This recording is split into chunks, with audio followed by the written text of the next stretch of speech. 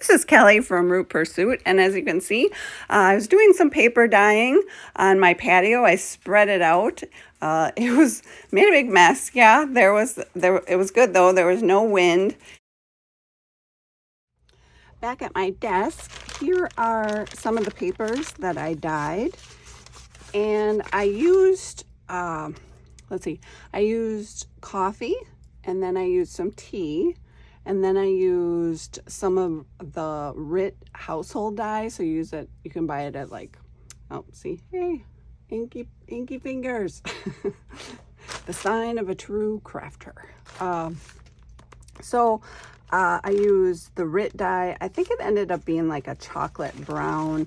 It has sort of a reddish undertone to it. I'm not crazy about the color for drips. The dripping, it's okay, but for submerging into, the RIT dye is a very good one.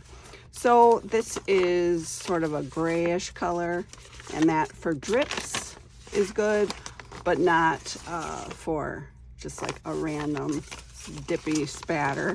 So that's kind of interesting. And here are some of the pages that I have, some neat combinations in there. Where do I get my papers from? I generally buy all my papers from the thrift stores, rummage sales, any kind of office supply papers. Like if there's a pad of like these old phone messages things, some ledger paper. Here is this stationery, little notepads, index cards. So I had all these really bright colored ones, and I got some really neat colors out of it. For instance, this was like a really bright neon pink.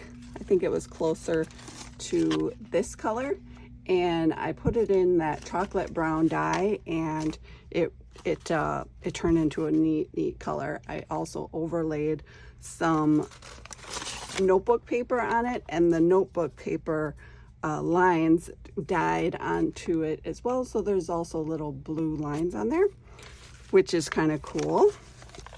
And that also happened with some of this like engineering electrical papers, and of course just some notebook paper. So I ended up, after I dipped them, then I laid them on these sheets, and then all these little sections here. So I could even tear these out or use the whole thing for a signature. So, you know, I like this one. I really like the color of this paper right here. So that's good stuff. And just lots of different combinations and things that happened. Mostly I have that really strong coffee smell right now. All right, so what I was excited to show you, I'll get some of these dyed papers out of here, is a lot of the smaller sheets, I ended up stamping on them. So I've got all these like Stampers Anonymous. There's like any kind of postage stuff. Oh, let me flip it over. Postage items. These are like French postage stuff. Like I said, the Tim Holtz Stampers Anonymous. So I looked for anything that was sort of like a ticket shape on these stamps. And I'll tell you what, I'm not real, oh, there's a number right there. I'm not real overly excited about how some of these sheets are organized, because I want all of my numbers in one place. So all these sheets have like just like random numbers on them, and I'd rather have like all these circle stamps in one spot, all of the rectangle one, you know what I mean. And it bothers me that they're all just random on here, and I can't quite figure out how I'm gonna fix that. I don't really know if there is a good way to fix that. So at any rate, here's another cool ticket one. And then on these dyed papers, these turned out really cool. So I stamped on these, and I'll just show you what they look like. I'll give you a little sample. They turned out so cool. I'm like really happy with how they turned out. They look like old grungy tickets.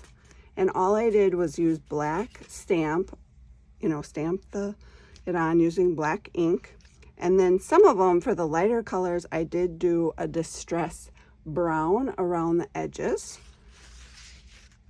And then I also used some of the index cards. Like this one was a lighter color one, and that was like an old letter it looks on there. So that sheet looks really neat, just how it is. Here's this one. That one's not, that was a dud. And these are pretty much all the same. And then I can cut them out later. I can either leave them like this or cut them into individual ticket shapes. So those are almost all the same, just the same thing in every color that I could find. Then like there's this one. So some of these, this one isn't really a ticket, but I added a number at the top of it. And so I'm gonna cut it out like this section, and then it will be like a ticket. And then a field label also. I think I could add a number along the length of there, and then I wouldn't, you know, I'd get more out of it, I guess. This one, I just kind of randomly stamped it to cover the whole thing, and I really like how it looks, just like that. And here's another one, very similar. So very grungy looking, and just, I'm really quite happy with the results. So yeah, like here are all these really cool tickets, and like this turned out really neat. And these, I think these are like train tickets, New York Central. Those are pretty cool. And then one of them, I just like stapled it to this little sheet here. Here were some flashcards,